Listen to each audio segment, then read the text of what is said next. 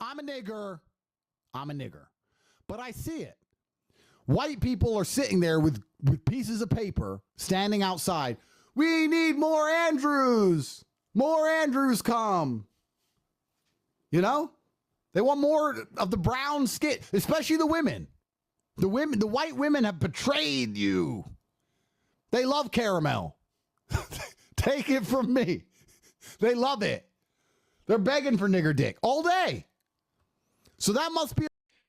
It's so cringy to hear him say it like that, you guys. But we'll address that later after he gets done saying what he's about to say. Annoying if you're a white person. Because you're losing your country, you're losing your lands. If you understand everything I've said so far, and then you see white people begging for more of it, it must annoy you.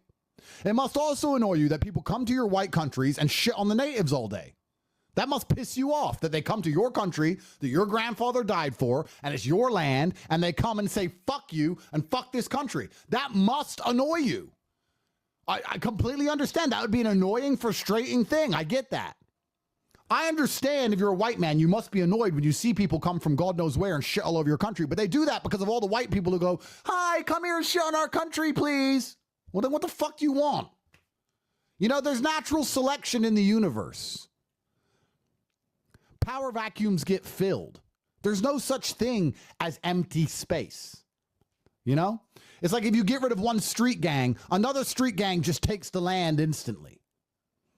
If you're going to be weak and have no parameters, you're going to get fucking wrecked. That's how the world works. So whose fault is it really? People complain, these foreigners are coming here and taking the piss. You let them. You let them take the piss. You let us brownies turn up and take the piss. I'm one of the piss takers. Hi. Hello. You let me in. The fuck you want? That's how the world works. That's the reality of things. So stop fucking crying about it. All right, man. So you heard Mr. Top G himself say it, you guys. Now, let's first address the whole nigger thing, you guys. I know this probably sits wrong with a lot of people. And me, I grew up in a racist country, man. Like, nigger, like, come on, you got to do better than that. But for the people who that still offends, you guys, you got to start using nigger like nigga, honestly, at this point, you guys. Make it lose its power. And not only that, you guys, people say this, especially obviously if they're not white, they say that to get you emotionally riled up. That's really what it's about. They know that this is going to get under your skin, right? Until it doesn't get under your skin, then it has no effect.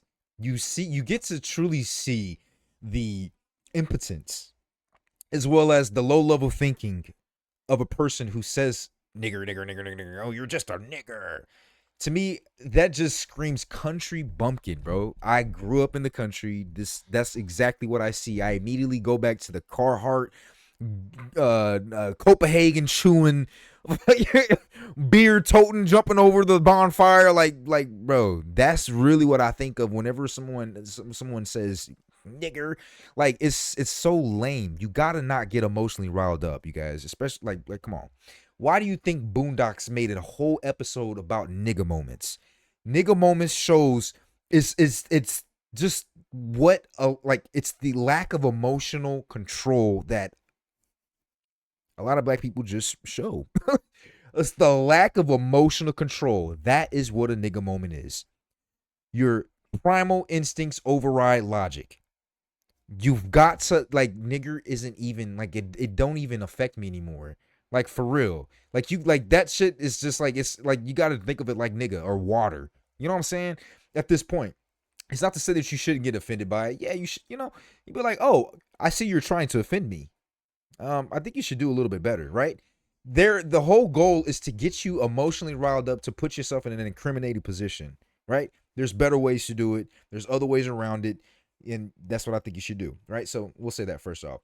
Now, second off, the whole thing about, the white the plight of the white men and white men in particular. Yeah, man, like I said in one of my previous videos, I can understand it. I actually genuinely can understand it, you know? Although in the same way some white people really were in support of understanding how, you know, a lot of police officers shoot a lot of black guys, right? The whole thing about this is, my personal opinion is that it's content. complacency. When you are white, for the most part, things are easy for you. And so because everything is easy, you never have had to really try truly hard. And so it's so easy to get things swept up from underneath you when you've never really had to work hard for things. It's easy to get it swept up. It's easy to get it swept up, you guys. And so we live in a world now where it's, the white, it's going to get browner and browner. The world is going to get browner and browner, more caramel and things like that. Now, the solution, in my personal opinion, that I see a lot of white people going towards is bringing back Nazism and bringing back, just straight up blatant racism. And that is I'm going to tell you guys, that's a low level of thinking white person, you guys. You can't be like that. You've got to be smarter about it, man. You've got to use your intelligence.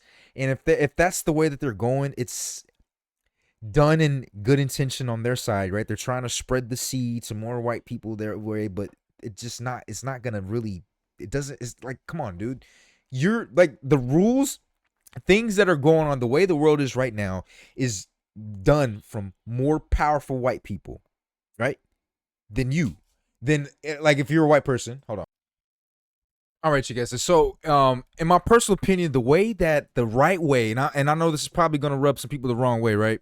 But if I were white, my personal opinion, the way that I think that you should go about this is not going the racism route. It's not dumping your white women because they slept with a black guy or Mexican guy. That's so immature and it's so low level thinking.